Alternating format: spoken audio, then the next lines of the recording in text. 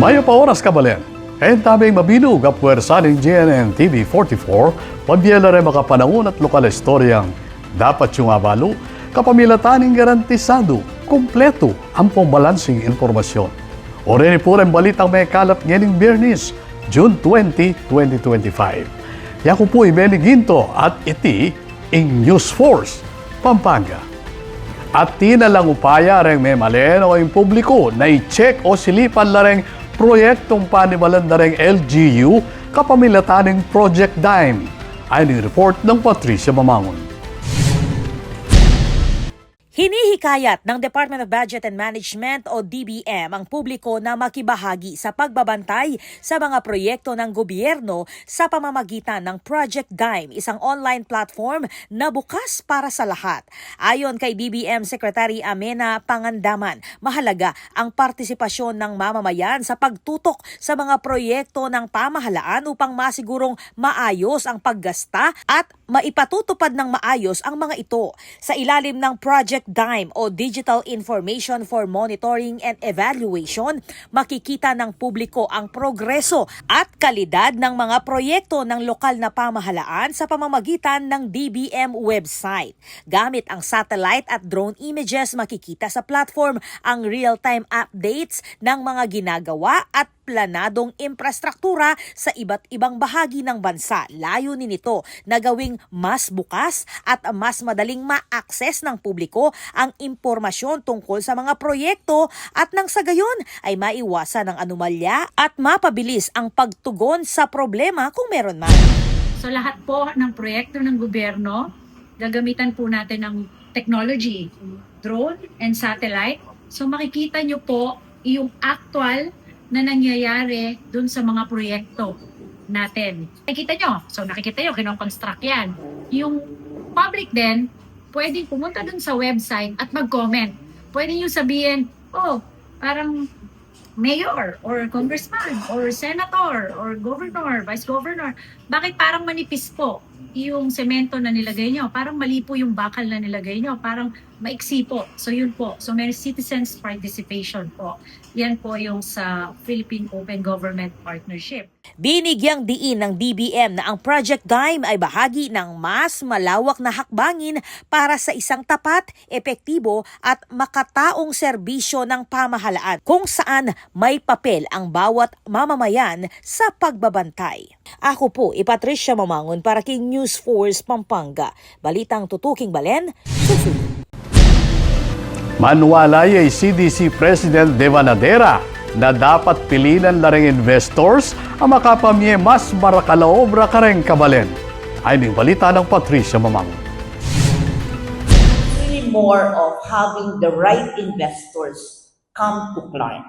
In terms of choice of investors, we should have those which shall generate more employment. Dapat ang mga negosyong pumapasok sa Clark ay yung tunay na magbibigay ng trabaho sa mas maraming Pilipino. Ayon yan kay Clark Development Corporation o CDC President and CEO Attorney Agnes VST Devanadera. Sa media forum na kapihan at balitaan sa Pampanga ng Kapisanan ng mga Broadcaster ng Pilipinas o KBP Pampanga Chapter, binigyang diin ni Devanadera na mahalagang pumili ng mga tamang investor. Kabilang sa mga pangunahing industriya na tinututukan ng CDC ay ang semiconductors, ang MRO o Maintenance, Repair and Overhaul sa ilalim ng aviation industry na kilala sa pagkakaroon ng mataas na demand sa manggagawa. Pangatlo sa prioridad ang mga BPO o Business Process Outsourcing firms. We're not only looking at jobs for Kapampangan, for those from Pampanga, not just for Region 3, but Clark is getting to be a magnet. Dagdag pa ni Devanadera, hindi lang sapat na may pumasok na negosyo, kailangang handa rin ang mga tao. Dapat umanong sabayan ito ng tamang manpower development para mas maraming kabalen ang makapasok at makinabang. Because Clark is now a brownfield. So iba yung interest dito. Kung greenfield ito, puro infra.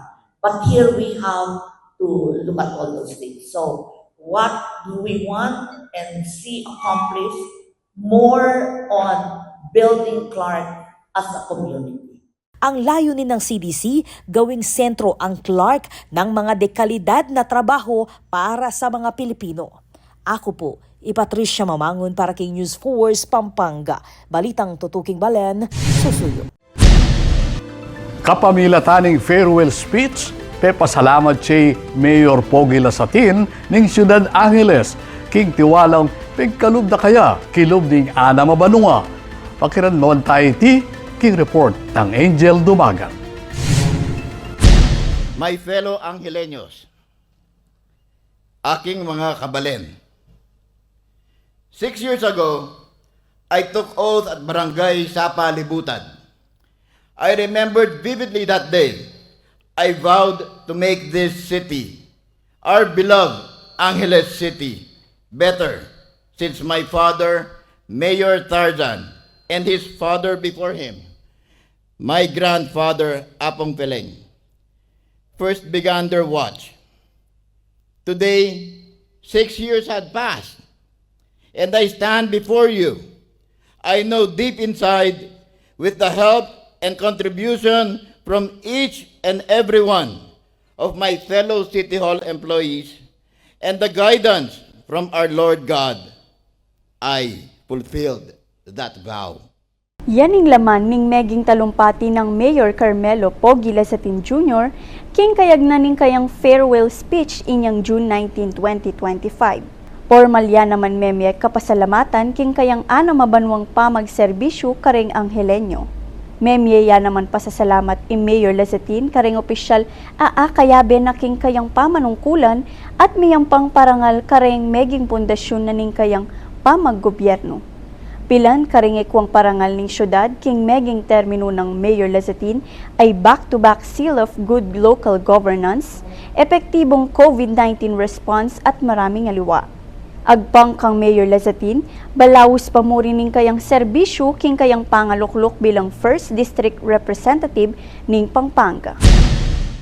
Napakalaking karangalan po na kayo'y mapagsilbihan bilang inyong alkalde. Luwid kayo nga po, luwid ya po ang syudad na ning Angeles. Ako'y Angel Dumagat para king News Force Pampanga. Balitang tutu, King Balen Susuy. Atin pa ang mga paling balita king pamagbalik ng News Force Pampanga.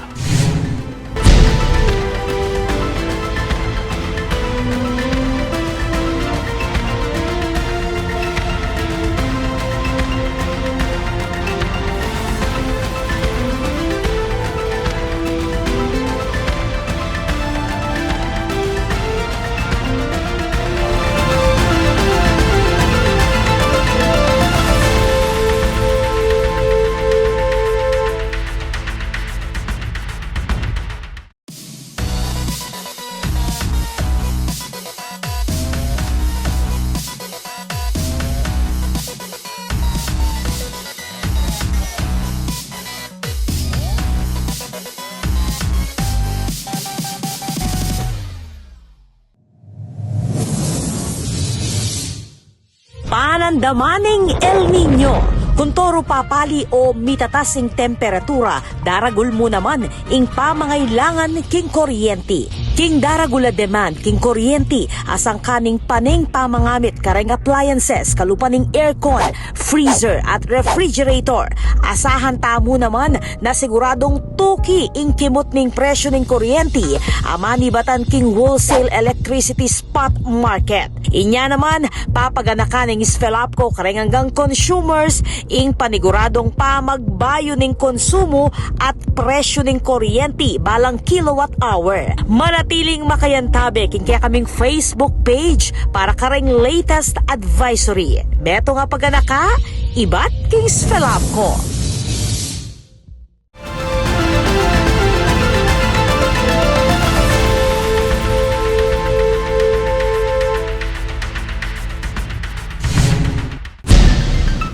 Dini pa rin balitang dapat tamo tutukan. Opisyal neng makabuklat ing pekabayong dealership ning Subaru king Ciudad Angeles.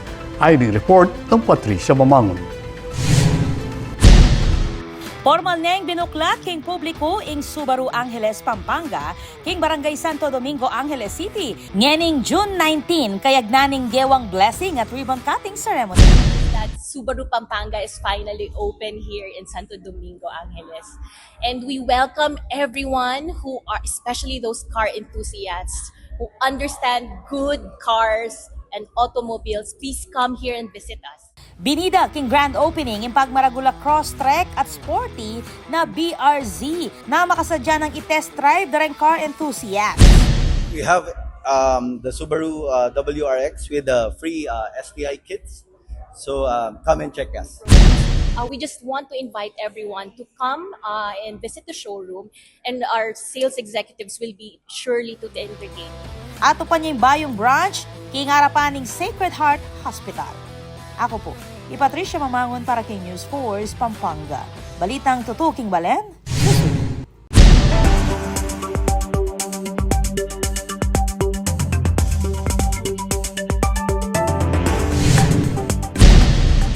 Kaya katamong pakibaluaning bilining panahon king lalawigan, kilog ning 24 oras. Alang bagyo o low pressure area ing asahang lungub kilog ning Philippine Area of Responsibility o PAR kilog ning daratang pangaldo. Balabalaw siya pa rin ing epekto na ning easterlies king Luzon at Visayas amag dalang pamanuran. Masikan na oran naman ing damdaman king parting Mindanao pauli na ning ITZZ o Intertropical Convergence Zone.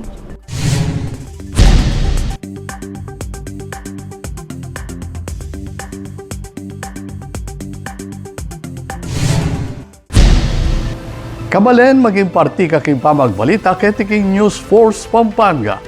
Nanumang kaganapan, isyo o reklamo king kaya kayong lugal, malyari mong ikwento isumbong kapamilatan na rin numerong mayakit king kaya kayong screen. Malyari mo namang mag-post ka rin kaya kaming social media accounts. Panalakaran ng News and Public Affairs Team ng GNN TV44, ingadinan kayong mata sa kalidad ng lokal na pamagbalita bilang panatang serbisyo karing sablang Kapampangan. Hailben nyo lang ng Biyernes, may kalapa istorya, ketiking probinsya. Yaku po Benny Ginto at ini ing News Force Pampanga. Balitang tutu, king Balen, susuyo.